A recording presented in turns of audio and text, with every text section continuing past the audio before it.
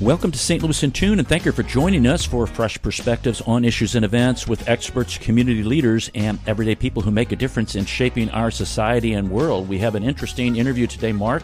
I'm Arnold Stricker along with Mark Langston. Hey, Arnold. Yeah, I am excited about the interview that we have today. I don't know if I want to say too much about it, but if you've ever gone to the baseball game at Busch Stadium, you're going to really enjoy the show. You really will. I had the privilege of having a conversation with Harry Weber. As a sculptor, he has an international reputation with over 150 large commissioned sculptures in public view in 27 states, the Bahamas, China, and Africa. These include historical figures, notables in the arts, politics, and sports in 31 different cities across the country. Two of his sculpture groupings have been named National Lewis and Clark Sites by the National Park Service. He was selected in a national competition to sculpt a statue of Dred and Harriet Scott, which now stands in front of the old courthouse, and his sculptures of famous sports figures are prominent features at 15 different professional and amateur stadiums, including Busch Stadium in St. Louis, Kauffman Stadium in Kansas City, Choctaw Stadium for the Texas Rangers in Arlington, Texas, and the TD Garden in Boston, Massachusetts. In 2023, he was awarded a star on the St. Louis Walk of Fame. He's also been inducted into the St. Louis Sports Hall of Fame and the Missouri Sports Hall of Fame,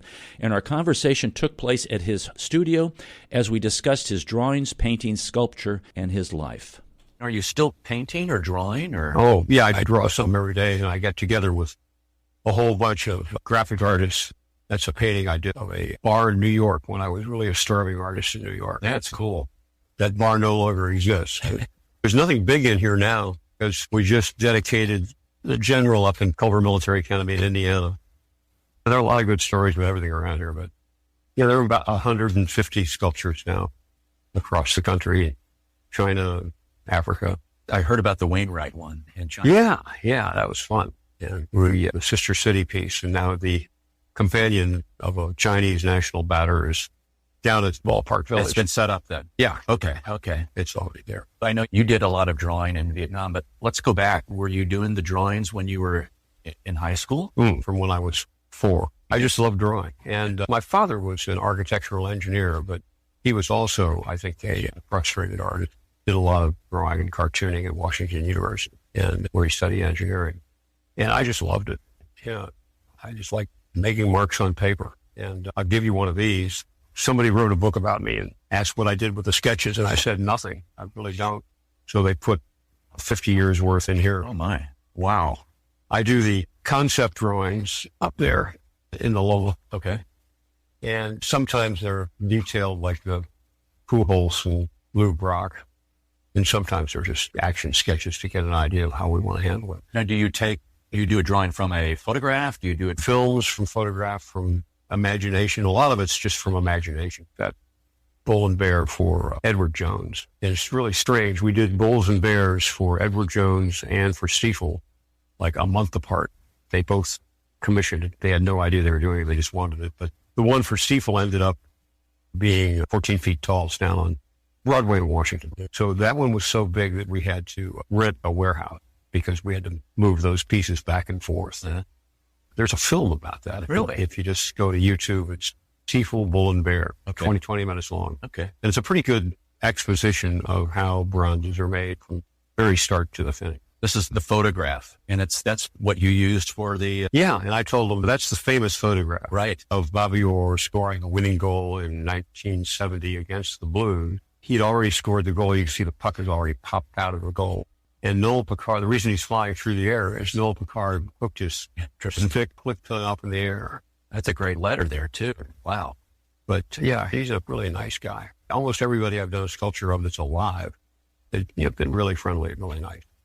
But I told them that was a great picture, but it was a lousy sculpture to get flat. So we put him a microsecond between this and that. Red, you have stainless steel bar going through there to hold him up because that's a ton of weight there. It's 1,200 pounds of bronze on his right toe. Wow.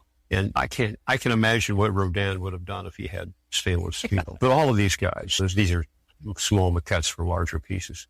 It allows you to do a lot of movement. Let's talk about that for a minute or for more than a minute. So you go up there, you do your sketch, you do your drawings of what you want to do. What's the next process? Dealing with the client and heavy-duty stuff, because most people are in the market for a bronze once in their lifetime, whether they're a corporation, individual, school, whatever, maybe once or twice, and they want to get it right.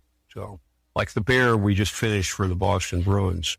This has just been installed a month ago. That's pretty. That's a big 12-foot bear next to the garden down in Portal Park. And when I first did it, I did sketches of the bear leaping like Bobby Orr. It would be a mirror of that. Right. And I got the marketing department, which I think is a young woman about 25, called and said, "We just love what you did with the bear. It's just really beautiful, but it's scary." Scare all the kids. Yeah. So we would like him ferocious, but not scary. And I said, that's pretty useless information. But anyway, it was a long haul. And we finally got it. And they said, we're going a fat bear, mouth closed. Really? Yeah. And A bear with a mouth closed is not ferocious. no. And so we finished it. That's the maquette for it over there. Okay. And we finished it in clay, big 12-foot thing. We were ready to cast it. They sent pictures up to Charlie Jacobs, who owns the Bruins. He said, no, we want the mouth open. So I had to resculpt the head. Gosh. But anyway, the process goes from sketches to maquettes. And a maquette is a fancy French word for small model. MAQUETTE or something That's like it. that? Okay. My French teacher would be proud. Yeah, I can't spell, which is why I do this. This one is going to be the next big project. And if it happens, it may be one of my last because it's going to be big. Those figures will be 8 feet tall. Wow. And that's going to the National Military Museum or Center in Perryville, Missouri. Okay. And they're raising money for it now. They're pretty close. So you would do that here then? I would do that here. You would do these pieces separately and start moving them back and forth together and make sure that they interrelate. And this is all clay? Yeah, clay on a wire armature. And I hear you have a special mixture of clay and... Yeah, there's a guy named McLaughlin in California 20 years ago. Hated Chivant plastiline clay because it's awful to use. He made a stuff called classic clay, which is a combination of clay, wax, and petroleum jelly. And it's really nice because you can see it at room temperature, 70 degrees. It sets up really hard. You can almost polish it. But when you put it in a cooker, it's almost liquid. You can smear it on. The only disaster I had, I did a 9-foot statue of Don Thoreau for the University of Missouri outside the Thoreau field. And Ann and I left for a horse show. It was late May. And there was a thunderstorm, knocked out the electricity, knocked out the air conditioning, got to be about 110 degrees in the studio I had up there. And Don's 6 months of work was a puddle on the floor. Oh, my. All I had left was the armature. Oh, my God. And so I had to redo it. So that's why this place is kept pretty cool. When I was doing Thoreau, for instance, it was just rebar with chunks of insulation material to fill it out. And then you'd throw clay on that. Okay. But what we do now is we solve all the problems of movement and three-dimensionality because it's got to work all the way around. In this size, these will then go and get scanned with a laser. The digital information will be put into a CNC machine. And we get a rough foam model of this back. Okay. And we will emaciate it. In other words, take it down and emaciate it by about a half an inch. So then I put a half an inch of clay on it and I can get most of the detail. There's still a lot of carving to be done. Oh, yeah. Oh, yeah. Because when you take something from this size to that size, right, you notice things that you didn't notice before. And so you clean it up. I think that's one of the things about being a sculptor is the detail. It's just not a big lump of something. You get into creases in the sleeves, and guy's pretty buff. Yeah, he's got a nice six-pack there. Yeah, these are real people. And the muscle veins. This is a guy named John Hannigan, who was a Marine in Afghanistan. This is a nurse from Vietnam, and this is Harry Stewart, who was a Tuskegee Airman, and it's called Laying Down the Burden. There'll be a big pile of military equipment, and he's throwing his Marine plate holder on it. Wow. So you get this big thing back? Yeah. Basically, you carve it back until you like where you see the movement, and if it changes, we can break it and put things around. Put clay on it, and I'm not a fan of absolutely detailed detail. I don't want to see every because it shuts things down. It makes it less spontaneous. So even the drapery contributes to the movement. And I like things that move. And so once this gets done in full size, then we'll pull piece molds off of that. Like he's 8 feet tall. He'll be cast and got at least a dozen pieces. Do you cut that big one up, or do they do a mold of the big one in sections, or is that not? In order to get the molds, we would probably cut off the arms so you get all the undercuts, sometimes cut off the head. Like, for instance, the Lewis and Clark fish down on the riverfront. I know which one you're talking about. Yeah. I've seen his arm come out of the water. Yeah, they've moved him up out of the water. An intriguing thing. There was actually, the Port Authority had a point on his chest where it was 20 feet above flood state. He was like a water gauge. But now we've moved him 20 feet up onto Lenore Sullivan Boulevard. That's good. That piece was cast in 198 pieces. Wow. And if you can imagine then reassembling that with like a three-dimensional jigsaw puzzle where each piece weighs at least 50 pounds. Wow. And tack welded together. Yeah. So I've worked with the same bunch of mold makers and welders for 30 years. The reason we have a Ukrainian flag out in front is they're Ukrainian, absolutely fabulous artists. Right. I saw their website and saw YouTube of them. Yes. Yeah. So Vlad and I have been working together for a long time. And like I said, it's been 150 pieces, and every one of them is an engineering exercise as well as an artistic exercise. So they do the mold there then, Yeah. of these, like the arm or the head of the pieces? Yeah. And then we pull waxes from those molds. Okay. Then the waxes go to Lawrence, Kansas, where Ad Astra Foundry has big ceramic shell vats where we can cast fairly big pieces. Then we get the pieces of bronze back, and Vlad welds them back together. I saw when they were placing the Dred and Harriet Scott sculpture down by the courthouse. I don't think people think about the transportation of all of this back and forth. And and like taking Wainwright to China. It was a boat, and then we had to go meet it, take it to Nanjing, and work with their engineers. And put it together there? No, it was put together here. Okay. It was ready to be installed. We developed a technique for these stainless steel trees, which involve two pours of concrete, one usually 12 inches below grade. And then we bolt the whole tree in. That sculpture suspended on that, and you put more concrete. That's in the lobby of the Drury Plaza Hotel. And I've not seen that. I need to go down and see that. God, that was a mess. That's a 40-foot diorama that has 40 tons of rock, a 60-foot mural, 8 life-size figures, and they all had to fit seamlessly on the pile of rock. We only had a 10-foot space to work with because Drury wanted to keep his lobby open. And we worked at night. So we pulled molds off the rock, and so these guys would sit exactly naturally. Yeah. That's the same with him. We install these guys at grade so that they look like they're walking around, no pedestals. Yeah. For new sculptures and even refurbishing, that they put some kind of a patina. Yeah. Right. And that varies in color depending on the chemicals you use. It's just an acid bath. Okay. That reacts with the surface of the bronze. And like liver of sulfur makes it black. Ferric oxide makes it browner. Ferric nitrate gives you a reddish hue. Now, is this something that you would do? We or consult is this with the something... clients Okay. in terms of what we want to do. But normally we give a good old-fashioned brown patina. And then the piece itself reacts with the atmosphere. If you remember the Millis fountain down by the old train station. Yes. It is now back being brown, the way he did it first. For years, it was green because of the acid from the air, sulfuric acid. You've got to keep the things whacked, clean them once a year. Okay. But not put a wax on. Because I guess some people would like this color and some people would like the green. Yeah, it really depends on what you want to do. The bear, fortunately, was a black bear, so we didn't have to worry much about that. And sometimes, like on Bobby Orr, you can tell there's a variance in the patina. There's more liver on the shirt. That's ferric oxide. So just suggested a little bit of different. This is stainless steel. Okay. Just suggests the ice. You could put multiple kinds of acid, different. Yeah. It's a little tough. It's a pain in the neck. Yeah. And outside, it doesn't hold up all that well because of the natural atmospherics unless people take care of it.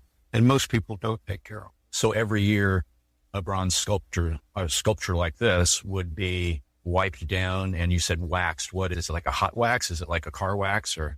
Yeah, it's multicrystalline art wax. Okay. But you put it on during the day when it's hot, let it stay overnight, and then polish it up. Gotcha. Okay.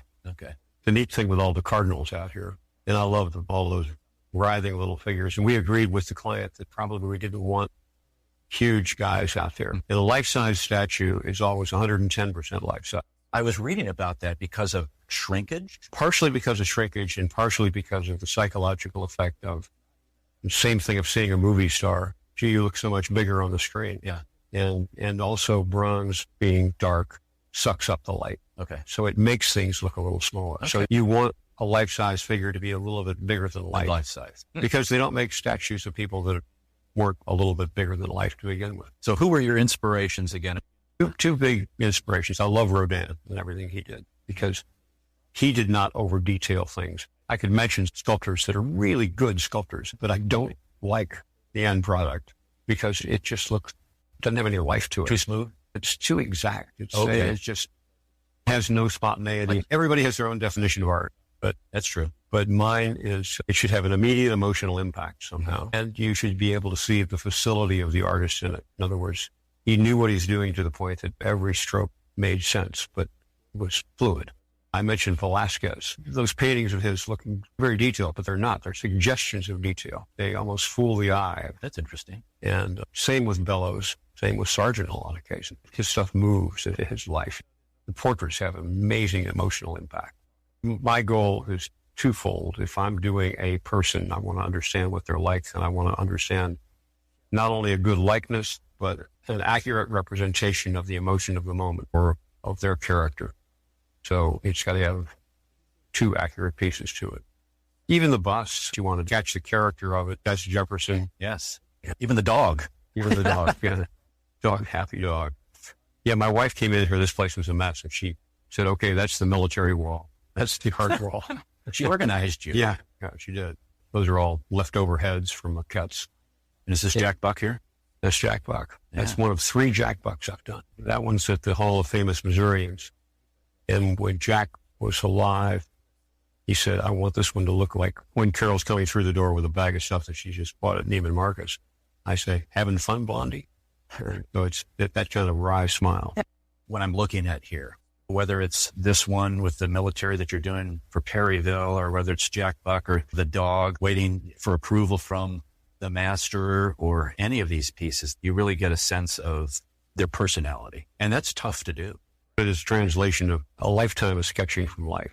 If you look through that sketchbook I gave you, my entertainment is going to bars, airports, doctors' offices, whatever, and Watching people and sketching. sketching them really Yeah, fast. yeah. This is the thing that changed my life. The first sculpture I ever did was a foxhound. Okay. That one over there in 1977, and that's me as a huntsman up above it. Okay. They asked me if I could do a sculpture of a foxhound. I said, sure, I'll try it, because they knew I did all kinds of art, drawing and painting. And if you think about it, a 3-dimensional figure is almost easier in a way. There are ways it's more difficult, but if you do a drawing or a painting, you're taking a 3-dimensional subject, putting it on a 2-dimensional surface and trying to make it look 3-dimensional. Sculpture, you skip a step. You've got a 3-dimensional subject. That's and you true. make it 3-dimensional. But it has to work 360 degrees. And one of Rodin's famous quotes was, a good sculpture is an infinite series of profiles, depending on how you look at it. And there's no angle at which a sculpture should not work. Not only as a representational piece of a human being, because I do mainly human beings, but it should look like a piece of artwork. In other words, it should have a movement and grace all of its own, like athletes do. My wife suggested that you've been doing horses and dogs and foxes and coyotes. Why don't you do people? Ozzie Smith had just retired, and that's a maquette in wax of him turning a double play. And I took that down to the Cardinals, and I didn't realize at the time that they were having a slight beef with Ozzie Smith when he retired. Everybody thinks that I'm a great sports fan. I'm not. I could care less who wins and who loses. I never watch a football game. But I love what athletes can do. Yeah. I mean, I'll tune into a game, and it fascinates me what the human body can do. And he could do some things. And he could do some things. And so and they said, no, they weren't interested. So, okay. But they called the next day and said, we've been thinking about it, and we don't want to do Ozzie Smith, but we want to do all the players with retired numbers who are in the Hall of Fame. And at that time, it was 10 when we put up Pujols and Molina, which are already finished in the basement at Bush. There'll be 14. Yeah. So when they get into the Hall of Fame, Yeah. they'll just move those right out there. Yeah. They're way ahead of the game. Yeah. They figured I was 80 when they wanted to make sure. It was very complimentary. Well, it was Bill DeWitt just said, hey, they're going to be in the Hall in 5 years. We're not sure you'll be here in 5 years. Why don't you do them now? And I'm very content about that, by the way. I have had a really interesting life. I see Lieutenant Bars. Were you a lieutenant? Yeah. In the Navy. Okay. On river patrol boats in Vietnam. Oh, wow. couple of destroyers, yeah. and started off in submarines. I went from submarines to destroyers to river patrol boats back to destroyers. Oh, those riverboats, those were 31 feet long. They were some kind of state-of-the-art, you could turn on a dime kind of deal. Oh, we could turn on a dime, but these Mark I boats, the very first one, which we were the first units to go to Vietnam in 1966. There were two guys, I can't remember their names. The government had asked Lockheed to do it. They said, we'll get them to you in 2 years. These guys put a prototype together in 6 weeks. And what this was, a pleasure craft powered by 2 General Motors engines and jacuzzi water jets. So there was no screw below that. And at 7.5 tons, that thing drew 9 inches of water on the plane. So we go almost anywhere. And the forward machine guns were ripped out of old B-17 mount. They were old B-17 mounts. They just dropped. Seriously. Wow. And so everything was slapdash together. No kidding. And the Mark II boats were 2 years or a year later. Okay. And, did you go to OCS school or? no, my college was paid for because my father wanted me to be an engineer. And I thought that was about as pleasant as running a cheese grater on my head. I couldn't stand the idea. So You were at Princeton, right? yeah, Okay. I applied for a Navy scholarship Okay.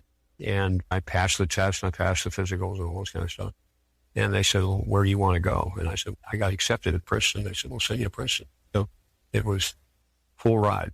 Tuition, books, fees, $50 a month.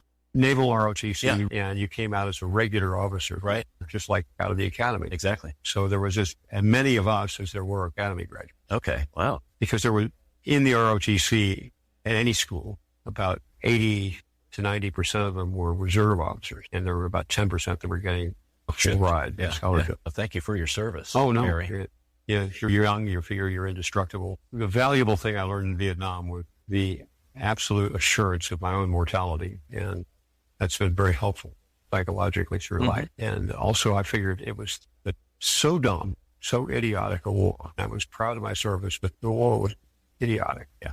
And I figured, he's so dumb, we'll never do anything like that again. We obviously haven't learned. No, and nobody learns. Nobody learns. Right. The current registration of history majors nationwide, college, 1.3%. Yeah. That's why we have so many wars. Yeah. Because we're not reading our history. No. And now we're trying to rewrite it, which is even worse. Yes. And looking at these small pieces up here, the guy kicking the barrel, which is cute, and it looks like a Civil War. No, that's Jack Daniels. Jack Daniels. Do you ever do something that's small, or how do you get something smaller? I only did that small because when I got out of the Navy, I was medicaled out of the Navy, and I went into advertising. And then I worked for a year at Gardner, and worked for a couple of years at Ralston Purina in the marketing department, was new products director at Gillette, was marketing director at Carter Wallace in New York. And then I started my own marketing consulting company. So they were my clients. Jack Daniels? Yeah, and one of my clients. Okay. I am fond of saying that, no, I'm not fond of it, and I'm not proud of it, but my clients were Tyson Chicken, R.J. Reynolds Tobacco, Anheuser-Busch, Jack Daniels, and SmithKline French Pharmaceutical. I worked for everything that killed people. Are they the only ones that had It was money? just awful, yeah. But the Jack Daniels people, I really enjoyed them. So those were client. Gotcha. I love that, kicking that barrel down. That's great. That's, the barrelman, that's the way they do it. Yeah. Just roll them into place. Now, I noticed this down here, which doesn't look like one of what I would call your quote-unquote normal kinds of pieces. Is this like a personal piece? No, that's Doug Flutie's hand when he was 12 feet tall. What? Yeah. Wow. And I decided to just keep it. Do you ever do things other than like animals and busts or people or sports figures? Your creative thing? Or? Yeah, some of the stuff inside. There's a sculpture of Walt Whitman in there, H.O. Mencken, when I was doing stuff for myself. But doing bronzes for yourself is an expensive enterprise. It's one of the reasons that not many people dabble in it. Yeah, it's probably why you draw so much then, right? Yeah, drawing is easy. Average chisels are cheaper. Yes. But the guy that influenced me most, because of its way I ended up drawing, was a guy named Howard Brody, who I first became aware of him during the Patty Hearst trial. And To the courtroom artist? But he had been a combat artist in the Marines. Wow. And just did extraordinarily powerful, very quick sketches. And that's what I love doing. If you go through that book, you'll see. He did one for you, as I remember the story. You were younger and you saw... No, that's Bill Malden. Okay. And that's inside as well. Okay. I'm getting those guys mixed up. Yeah, but they're similar. Okay. They both worked in World War II. Okay. But Brody everything he did had movement and power, and you could read the emotion in it. And Where does that come from? I don't know. The only things that make me cry are things that are done extraordinarily well. You see something happening that is a once-in-a-lifetime thing, an immense defiance or immense courage or immense facility with anything, a singer. It's like I went to the Kentucky Derby. I love horses, obviously. And Jack Daniels being my client, Brown Foreman had a box right at the finish line. Oh, wow. And I was thinking, God, this is great. And then I heard, down on the stretch they come. And the tears welled up in my eyes. I couldn't see a thing. But it's those kinds of moments. If you're doing representational artwork, you want to have that moment captured. Even if it's a moment of stillness, that drawing of the guy up there with the gun. Here? Yeah. Yes. The cigarette hanging out of his mouth and everything else. That's about as detailed as I ever get, but it does capture a moment. It does. This is my favorite piece of artwork that I ever produced in 3 dimensions or 2 dimensions. That was done in about a minute and a half on the plane of reed. 2 guys slogging through the mud to get back to our little base. God. That was just done with a quill pen and spit on a little piece of paper. Wow. Sometimes when I will look at a piece of art, whether it's in 3D or 2D, they talk to me. Yeah. It speaks to me. When I was little, I would go spend time with my grandmother because my mother taught school. My father was working at the steel mill. And she had obviously no television or anything, but there were a whole bunch of pictures on them. And she would sit and make up stories about the pictures from the wall. And they made a great impact on it. And this one is really going to be cool. We just finished. This is going to be at Jefferson Barrack. Yeah. Which is where I will be eventually. That's right in the middle circle. Yeah. That'll be wonderful. This is my father. I did a painting of him. Oh, there's the Malden there. Yeah. I had a brown paper bag that I bicycled from University City down to the Loop, got a streetcar all the way downtown, walked to the Admiral, and was going to take a cruise on the Admiral with my lunch. And I saw Bill Malden. I don't know how old I was, 12 or something like that. And I said, Mr. Malden, you're my hero. And he dumped my food out and spread out the bag and drew Willie. That's crazy. So you still ride in your free time? I do. And Ann, who is 12 years my junior, still competes and wins. Wow. And horse shows. Basically, all I do is trail riding and stuff like that. But that's fun. That's exercise. Yeah. It's good to keep this ancient body moving. I actually bought the appendix quarter horse because he was only 15-1. Most of our horses were 16-3 or 17 hands. And getting down from those is a jar. Have to get a little ladder. Getting up with 15-1. Not too bad.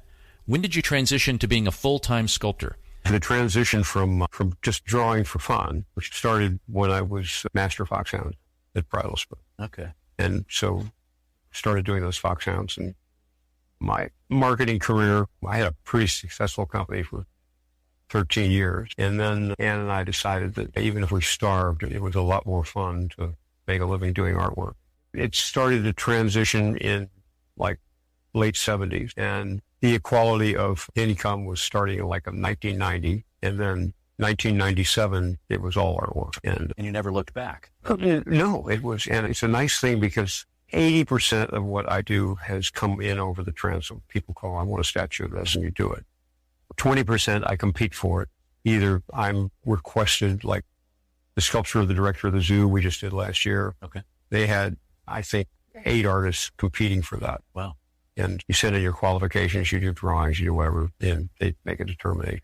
You win some, you lose some. Fair. But the nice thing about sculpture is every time you put one up, it's like a billboard. Absolutely. And if the people like it, like I said, most people are in the market for sculptures once or maybe twice in their career. And the Cardinal thing has been fantastic because 40,000 people 80 times a year walk past those things. And one of them, like the athletic director at Boston College, who came here to watch the Red Sox play, said, "Oh, we want a statue of Doug Flutie. I like the way this guy does it." So wow.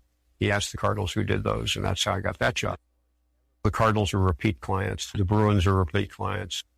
There's Nacogdoches, Texas. I think I've got 6 statues down there, 7 statues down there. I've got stuff at 17 different stadiums. There aren't that many sculptors that do it nationally and actually make a living at it. Out of Chicago does a lot of sports figures. You know, there are a few others, but not many. And I'm really lucky is that half my work is like history and just people that have done things, and half is athletic. At Better Rate Mortgage, we love talking to people about mortgages. If you are researching, house hunting, ready to buy, or refinancing, it's time for a better mortgage experience. At Better Rate Mortgage, a better rate is just the beginning. BetterRateMortgage.com. NMLS ID 240135, an equal housing lender. Have you seen your technique evolve, or what you expect as the end product kind of change over the course of your career? If you're any good, you've got an indication of what you'd like it to end up looking like. And when I give the occasional lecture to our students and things, is 80% of what you produce as an artist is good representation of your work. 10% you wish you could have back. And 10% is so good, you can't believe, how the hell did I do that? Here, where did that come from? Yeah, where did that come from? So that's pretty good mark if you can do that. But you were talking about that one that you kind of, as your best piece, that you did in the least amount of couple of minutes. Yeah. And that's because if you think about it, I can only speak for representational artists, but I will also guarantee you that even guys like Roscoe, color field painting, worked his tail off to really understand how those colors would interact and how he could get them on a canvas. So if you're going to be successful, it's 80% work. In other words, just doing it. And thanks to the fact that I'd been drawing since I was 4 years old, that automatically connects your eye to your hand to your brain, and you work automatically. You don't think. It's exactly the same as being an athlete, in that if a tennis player thinks about how he's going to hit a backhand, he's screwed. It's an automatic. It's an entire right brain exercise. A muscle memory. Yeah, it's a muscle memory, but it's a muscle memory that involves the eye, the brain, and the hand all working together at once. And for instance, I can listen to audiobooks, which I do all the time, while I'm sculpting. Perfectly fine. If I have to make a measurement, I have to turn it off. But this part is so automatic and so independent of what I'm listening to that it's not multitasking. It's just using different parts of the brain, and it actually helps me because I don't start saying, where does that eye go? You're just... You're on cruise control. Yeah. You're an automatic pilot. Do you listen to music at all while you're... Oh, yeah, sculpting? sure. Okay. What kind of music do you like? It varies. Some classical, but a lot of it Americana. Okay. Now, I don't know if you heard of this kid, Jesse Wells. No. But play him sometime. He's a new Bob Dylan. Really? Very good. But Guy Clark and all those guys. Does it vary with what you listen to musically, or a book based upon what you're sculpting at the time? No. Okay. Yeah, like I said, it's completely separate. Okay. And I go from biographies, historical fiction, thrillers, anything like that. It's a great way to pass time, too. Yeah. It's a great way to read a lot of books. I'm a big fan of reading. I give a talk to Marines every quarter that are having a hard time adjusting to civilian life. And the huge advantage we have now in this day and age, and it's disappearing, which is odd, is that if you were in the Middle Ages, you lived one life. If you were lucky, you were on this planet for 4,000 weeks and then gone. We're in a situation that, thanks to books, we can experience thousands of lives and how people thought about things, and it changes the way you think about things. And go places and not even have to leave your house. Carl Sagan said it's a time machine, and it does help you. It makes you a better citizen. Do you have a favorite period of history in American history?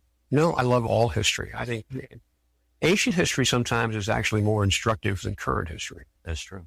I very seldom get starstruck. I enjoyed Chuck Berry's company. I played golf with Ozzie Smith and all that kind of stuff. It's fun to meet these people. Right. They don't make statues of dull people.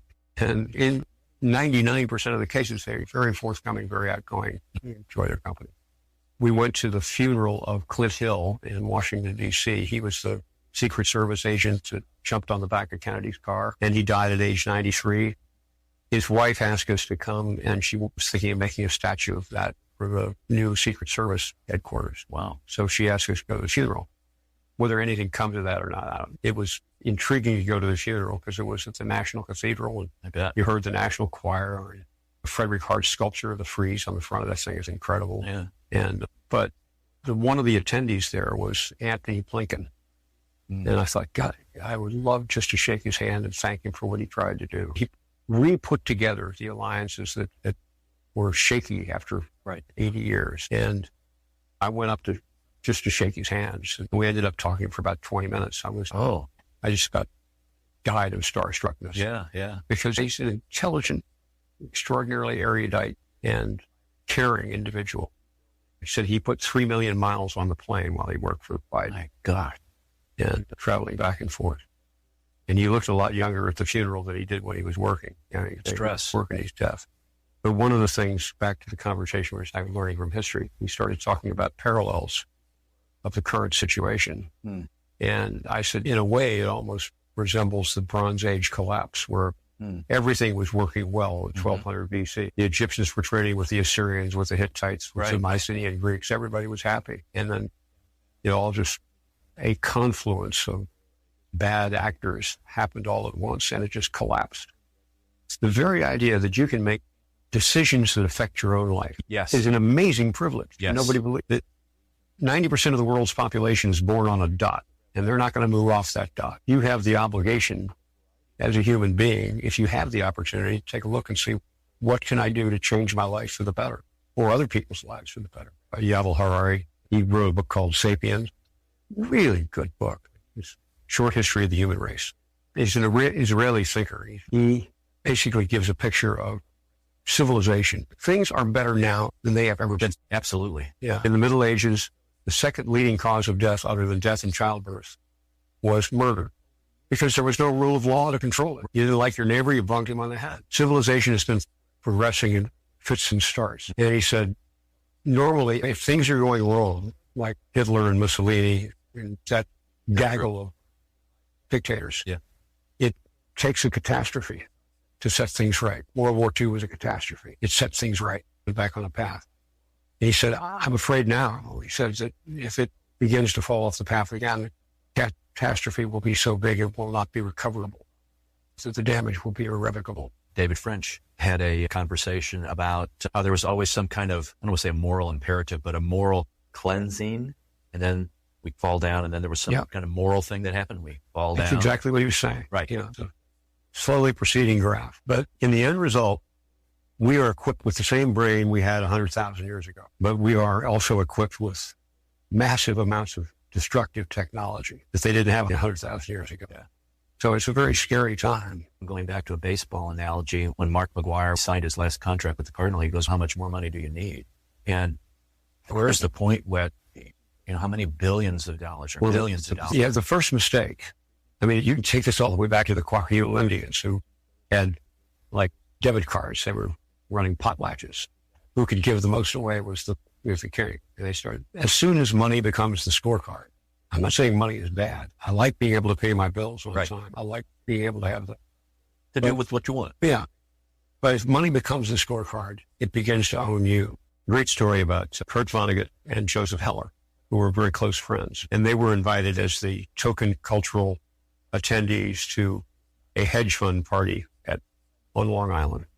And they arrived, all the ice sculptures and the champagne and the caviar and the orchestra playing. And Vonnegut turned to Heller and said, Joe, this guy makes more money in a half an hour than your entire book run did once a lifetime. And Heller said, yeah, I know, but I have something he'll never have. He said, what's that? Enough. It is staggering how many people I know chase the buck for no reason whatsoever. And they're not happy. Never. You can't buy happiness. I'm really lucky that I had enough money to buy this place because I happen to like solitude. This is very solid. It's very peaceful. I really enjoy it because of where I live right now. It's very noisy. It can be quiet on occasion. But same token, I was very happy living in the depths of New York where there wasn't a silent moment. But yeah, I think but that's different times of life though, isn't it? It's different times of life, but I think I could live in New York now and stagger down the street and still have a good time. But no, and it's the other nice thing about my job is I do meet incredibly interesting people who are doing interesting things and have had the culmination of their life be some kind of excellence. Yeah. Other than money.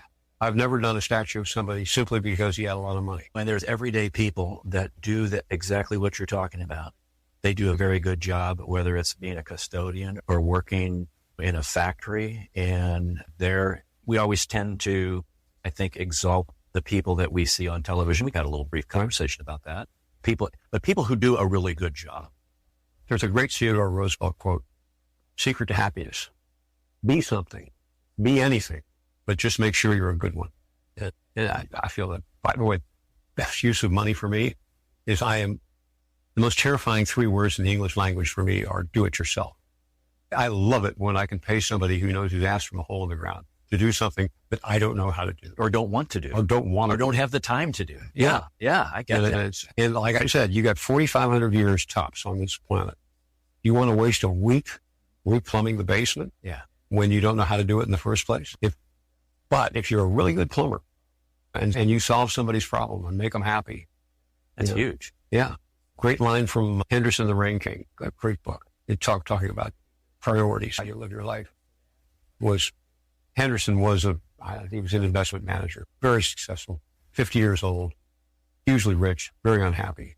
And it's a fun book, Saulville. He goes to Africa and screws everything up for a lot of people. But he says, just once in my life, I'd like to look back at something I did and say, good for me. That's what you strive for every day. And justifiable pride is not a sin. It's a motivation. Yeah.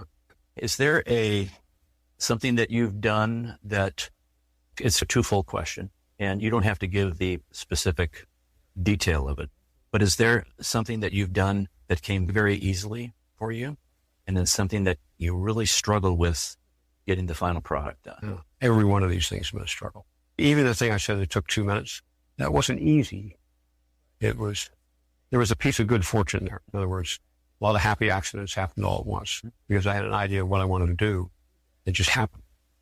But all of the preparation to get to that point was a lot of work. When I was 11 and 12 and 13 and 14 drawing, and I draw every day, constantly be disappointed with what I turned out. I would work on it and be terrible. And it wasn't until I was about 20 that I started consistently turning out things that were close to what I imagined. And the quick sketches, to me, are the quintessence of what I do for a living. If you can capture that moment, and if you can and the difficult part with a sculpture is it takes 9 months to a year to make one of these things.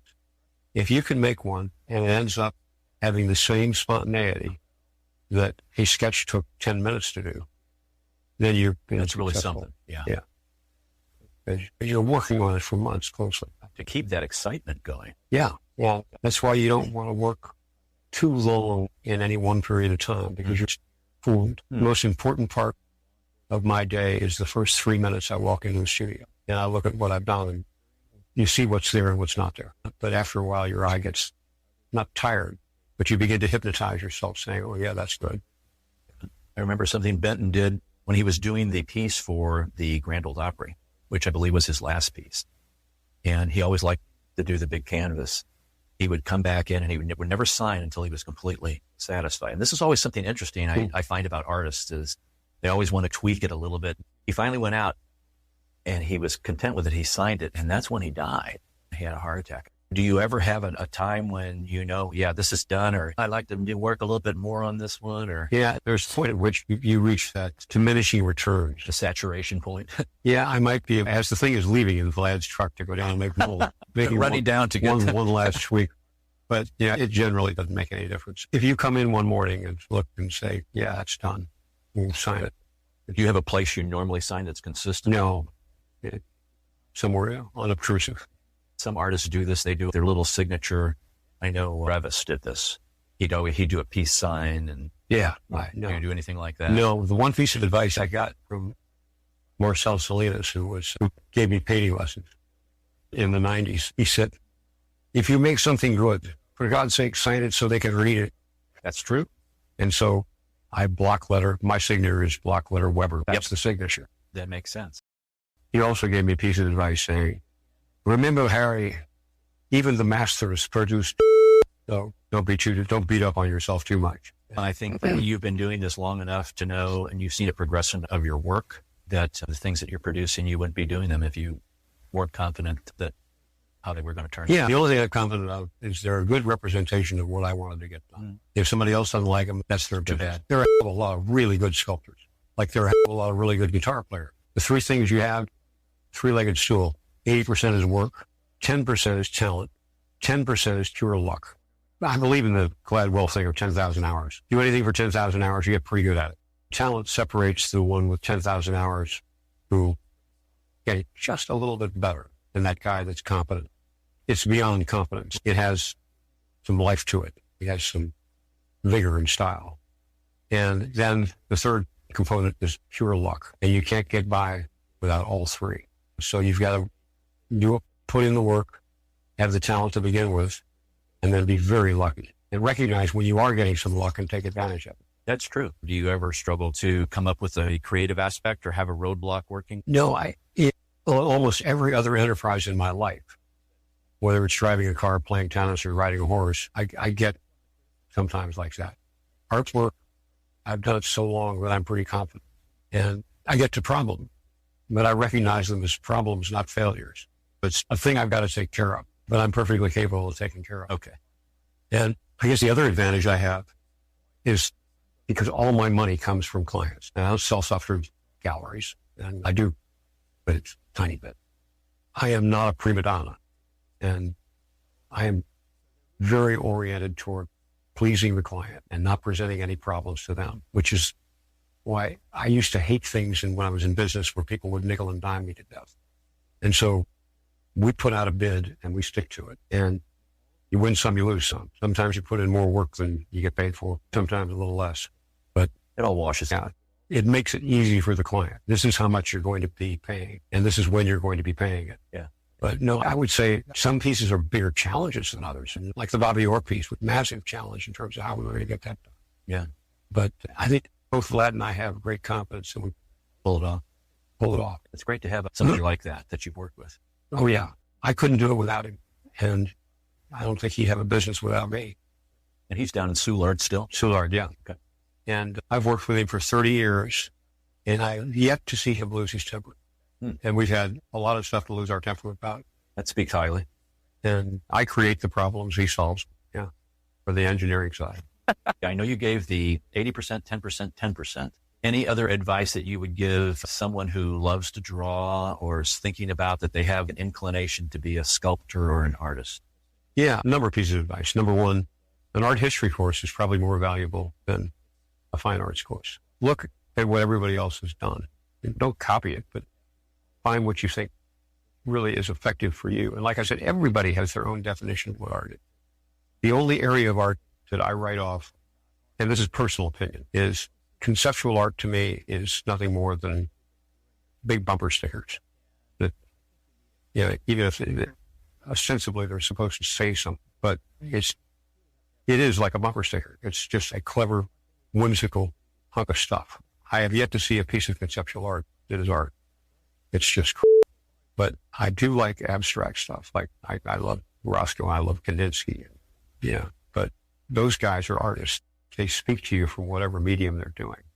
So yeah, I would say, first of all, take a good art history course or read a good art history book and get familiar with what other people have been doing. And then develop in your mind what you would like to produce and then work toward producing it. And that's tough.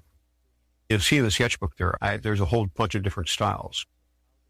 Styles vary by the implement I have on the hand, how many drinks I've had, how much time I have, and who I want to emulate. So number one, look at a lot of art.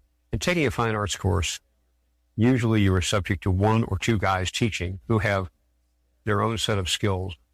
But it's like going to a book club where there's only one book. Open it up, look at a lot of stuff. And then for representational artists, anybody that's doing anything close to representational art, even like Adam Long is a guy you ought to talk to. See that? He's over there. Oh, wow. That's really nice. Look him up and he'd be a good interview for you sometime. Adam Long. Adam Long. Yeah. Is he local? Yeah. And he just picks up driftwood and leaves and look at the thing from the front. That's crazy. Really cool. That is crazy.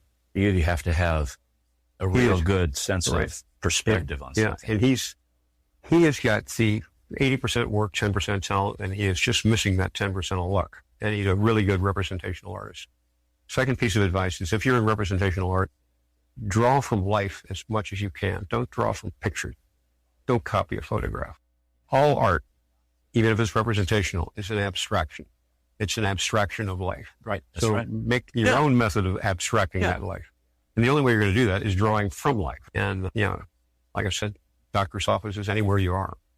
Sketch and draw. And every Friday afternoon, there's a whole bunch of artists that I know get together down on Gravelway. They hire a live model and we all sit around and draw and basically bitch at each other's work. But it's fun. That's my major recreation, is still drawing. Boy, oh boy. It's a tough field to make a living at. Like a tiny percent of musicians make their living as musicians. A tiny percent of writers, 90% of athletes, a tiny percent of artists. And they're lucky. Like Adam is a fantastic artist. And he's got his own style, he needs to get lucky. Tell him I stick you on him. I will. And other than that, just keep whacking away at it until whatever you produce looks like what you want it to be. Don't get close. Don't copy what somebody else has done. Frame that picture in your mind of what you want to get on the piece of paper or in that clay or whatever. I'm a musician. What a composer puts on the score, they reveal all their technique right there. Yeah. And you can actually look at it and copy it, but it's the interpretation of making that black and white into a whole nother. That's why they're conductors. Exactly. And everybody's version of Shostakovich's Fifth is going to be a little different. Like you said, you can copy something, interpreting or feeling the music at a given time, or do you understand the time in which he was writing and why he wrote it? Yeah, that's getting into the whole new criticism idea. To hell with what the author had in mind. This is what I can get out of it. I'm more of an originalist in that thing. I like to know what he had in mind, what he wanted to do. But and a lot of times what's printed by the publisher, like dynamic or tempo markings, is not really what the music says. And it's a very strange area of art, is music composed, because of that very nature. If you want to pass it along, you pass it along in a printed form. James Taylor didn't know how to read music, but he knew how to write. Yeah. And he can play along with a band, because in that case, not just the hand, the brain and the hand and the instrument all going. It's fascinating to me. And when they've studied how musicians learn pieces, and it starts out very left brain. Yes. No matter how facile they are in reading music, it is a left brain exercise. That's correct. But when it's performed, it's a right brain exercise. That's correct. It just happens. It's the technical aspect. We've always talked about when you move from being a technician to a musician. And it's the practice. It's the 80% you're doing your things here, and then it's there, and you can actually focus on what is this piece of music actually doing. Yeah, I agree. And there are a couple of, one of the things, I love old-fashioned boogie-woogie. Yeah, and those guys that continually just riff on things. Oh, yeah. And if there are only a couple of people I would have liked to have been other than myself, I would have loved to have been George Gershwin. And he's written some unbelievable kinds of things. I know. And he stole well. That's why I said to study art history. God, I'd like to be able to do that, but I'd like to be able to do that in my own style, is my own way of expression. And I'm sorry, I don't know. There's old fuddy-duddy coming out, but the late 30s and the 40s, great music. Fantastic music. The late 60s and 70s, fantastic music. I agree with you. What we've got now is and that even goes for the jazz. I love jazz music. I love Jimmy Jeffrey. I was a big Charlie Parker fan. Yeah, Charlie Parker. Yeah. Did you ever see Whiplash, that movie? I have seen that. It was a great thing. It's the whole idea that he recognized that this kid was a super talent. Yeah. And he just beat him to death. He told the story about Charlie Parker. There's a great line there where he's talking in the bar. He said, and Charlie Parker got up, play a set, and he did okay. It was pretty awful. He was halfway through the set, and he was doing okay. And then I forgot who it was, threw a cymbal at his head. Yeah, said, get off the stage. And because it wasn't as good as he could do. And he said, he could have said, okay, thanks, son, good job. And he said, that's one of the most destructive things on earth you can say to an artist. Good job. You got to be better than that. The end of that movie is so good. It's a good old-fashioned movie. But the very end of it, he's playing his ass off. I forgot the name of the piece that he was doing. But obviously doing it great. And the only time Jim looks down, just this hit of a smile. And that's the end of the movie. Yeah. Yeah. And I think we've done kids a disservice by saying to them, yeah, good job. And it maybe wasn't. And then there's the other extreme where you're just totally berating them. And that was the tension in the whole movie. Did he destroy him or make him? Right. And there's a point at which he could have destroyed him. But I so far knock on anything theologically sound. I haven't had anybody come up and say, oh, that's cool. That's terrible. But yeah, that would hurt. And some people need to be brought down to bring them back up when they think they're really good, but they haven't seen somebody who's really good. I think of high school football or basketball players or baseball players when they go to college, and then everybody is that good. Or then when you go to the pros and you're like, wow, everybody's moving really fast here. Wow. It's what percentage of people who play basketball in high school or football in high school actually get to the college and then get from college to the pros who actually start. That tiny percent. And a big fish in a small pond. And then you're the small fish in the big pond. If you're a really good tennis player, thank God you can play against really good tennis players for the rest of your life and enjoy it, knowing that you're never going to be the top one, Roddick or anybody like that. Yeah. Yeah. No, yeah. And to be able to recognize that there is that level. Yeah. I'm never going to be a Rodin or anything like that, but I'm going to be able to please myself. And I'm pretty successful.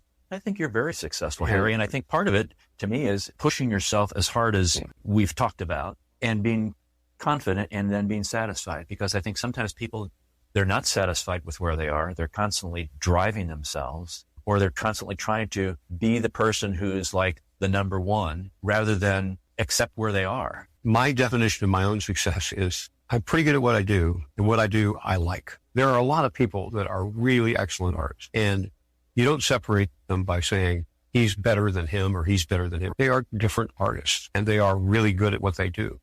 I could never do what Adam Long does. I don't think he could ever do what I do, which is fine. That's the way it should be. And that of being a musician. Wasn't that a fascinating scene when Mozart is dying in Amadeus, when he's composing a symphony and Salieri is transcribing it? He can't even get up out of bed. Mozart was, and now the woodwinds.